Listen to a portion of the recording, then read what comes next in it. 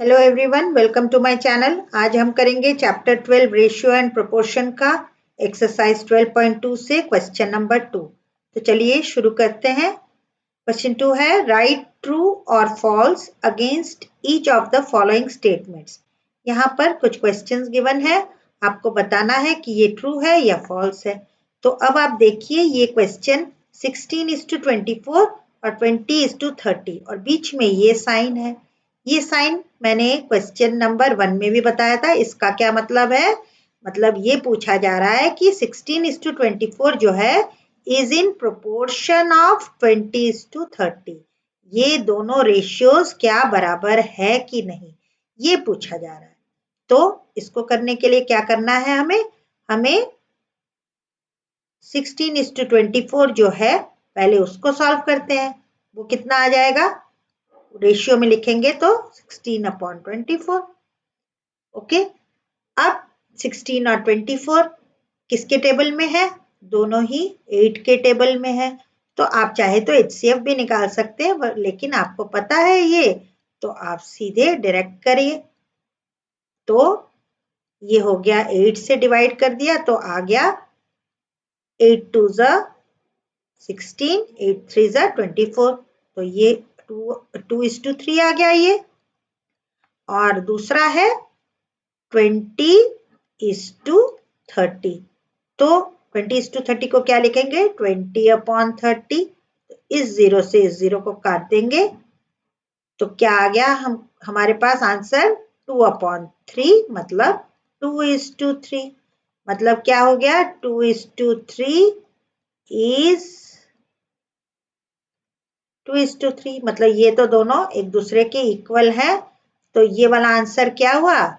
ये हो गया ट्रू। ये एक तरीका है, इस तरह से भी आप कर सकते हैं। और एक मैं तरीका आप लोगों को बता देती हूँ, अगर आपको अच्छा लगे तो आप वो उस तरीके से भी कर सकते हैं। उसमें क्या करना है कि 16:24 और इस तरह से गिवन है ना आपका क्वेश्चन। तब हमने पढ़ा था ना इंट्रोडक्शन वाले वीडियो में कि फर्स्ट और फोर्थ वाले टर्म को हम कहते हैं एक्सट्रीम टर्म्स और सेकंड और थर्ड को कहते हैं मिडिल टर्म्स। तो प्रोडक्ट ऑफ एक्सट्रीम टर्म्स निकालना है। Product of extreme terms, product of extreme terms क्या क्या है?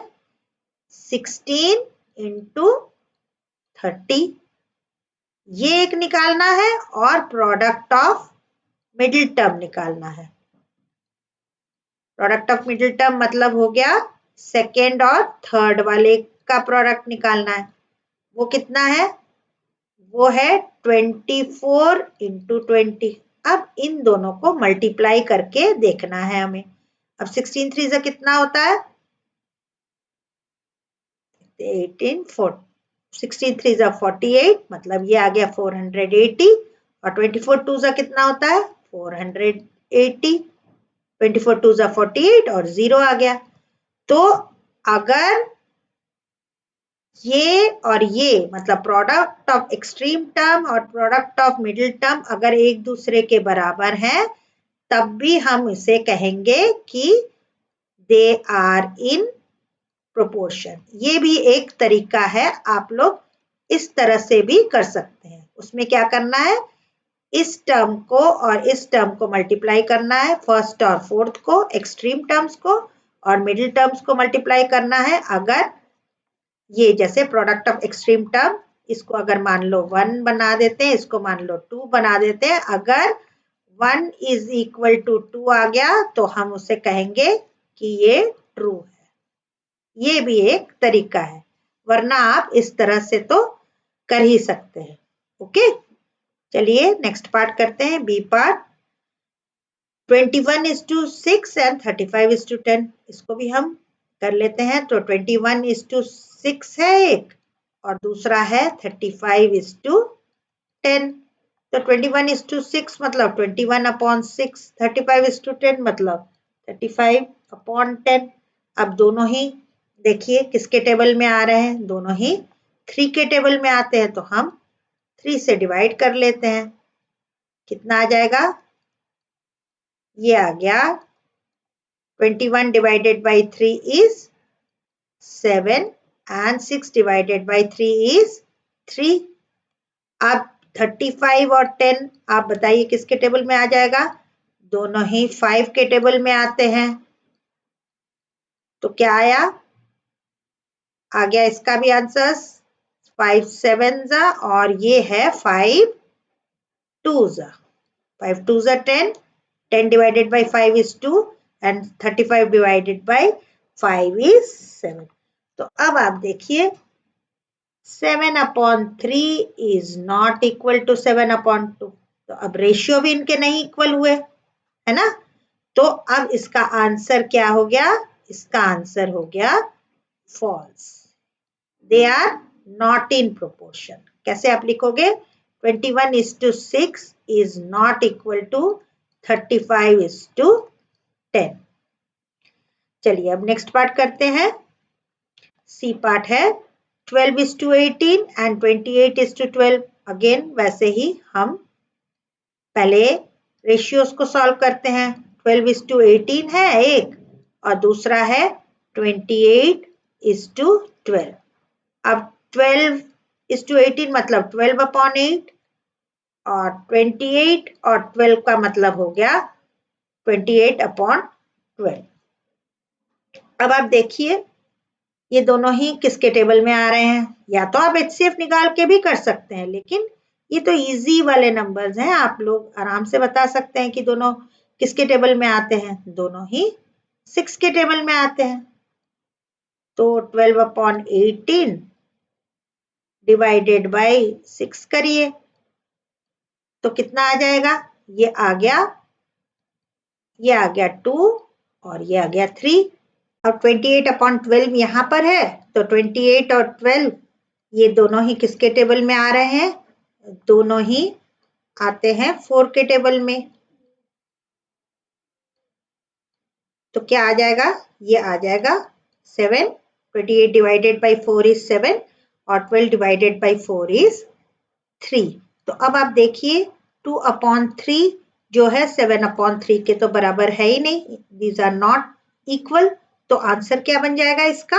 आंसर हो जाएगा फॉल्स। ओके, चलिए अब नेक्स्ट पार्ट कर लेते हैं। नेक्स्ट पार्ट है 8:9 एंड 24:27. तो पहले 8:9 को कर लेते हैं। 8:9 और दूसरा है 24:27.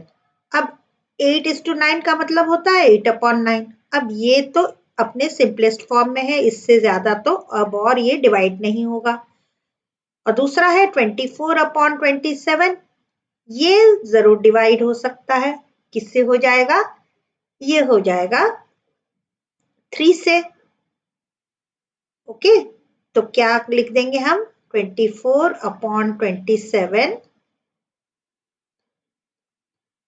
न्यूमरेटर और डिनोमिनेटर को हम 3 से कर देते हैं डिवाइड। तो क्या आ जाएगा? 24 डिवाइडेड बाई 3 कितना होता है? किससे डिवाइड करने पे हमको 24 आंसर मिलता है? 8 3 24 होता है। और 27 डिवाइडेड बाई 3 कितना हो जाता है? 9. तो यहाँ पर देखिए ये भी 8/9, ये भी 8/9, मतलब ये तो एक दूसरे के इक्वल हो गए। तो दीज आर इन प्रोपोर्शन। तो ये वाला आंसर हो गया ट्रू। ओके, चलिए अब नेक्स्ट पार्ट करते हैं, ई पार्ट। अब आप स्टूडेंट्स देखिए यहाँ पर ये क्वेश्चन जो है डेसिमल का है। 5.2 is to 3.9 है और दूसरा है 3 is to 4. अब आप कहेंगे डेसिमल आ गया, ये तो बहुत मुश्किल हो गया। बिल्कुल भी नहीं, हमने तो डेसिमल पढ़ा हुआ है। फिर भी एक बार देख लेते हैं इसको कैसे लिखेंगे।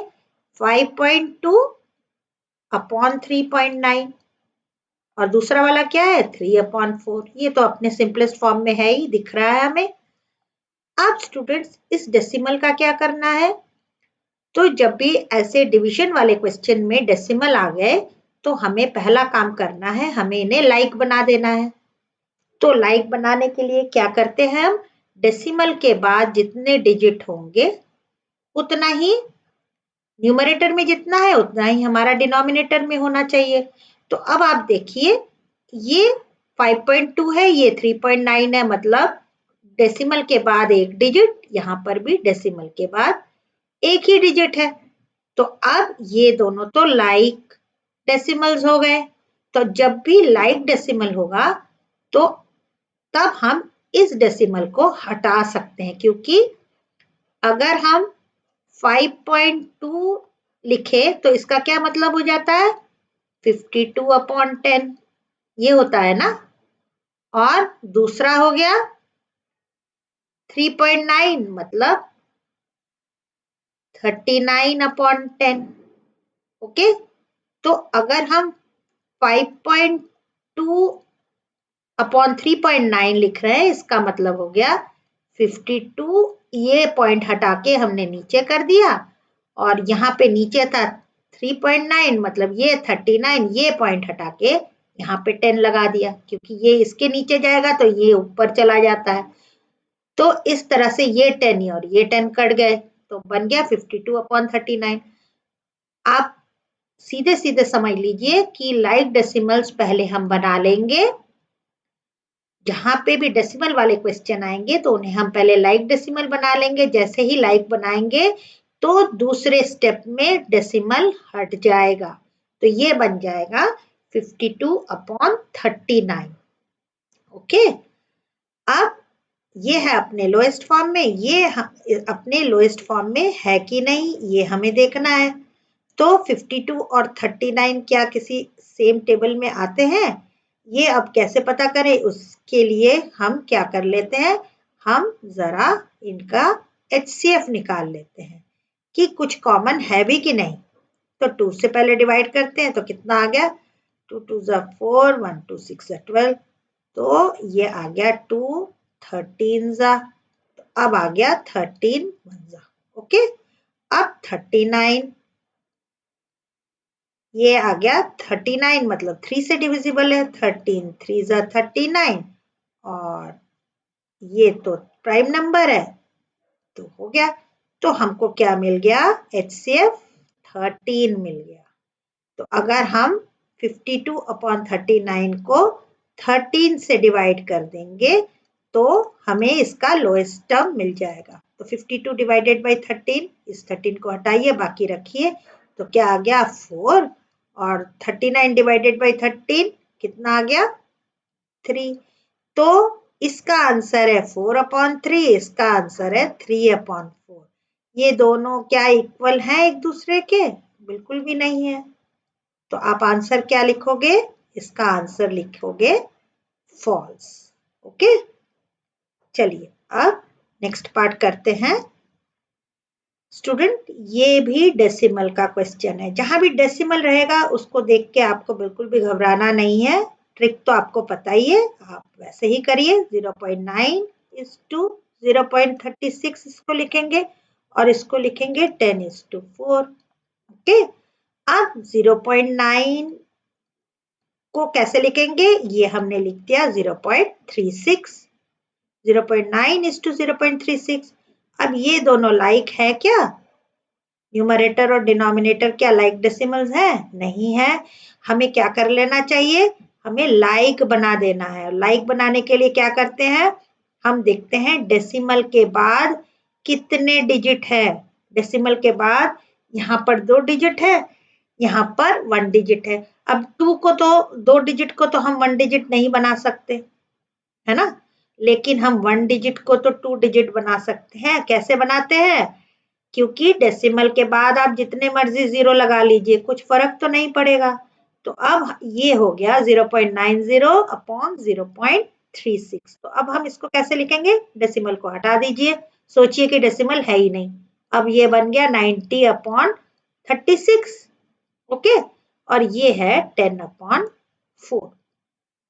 अब 90 और 36 अपने लोएस्ट फॉर्म में भी नहीं है, तो हमें इनका HCF निकालना होगा।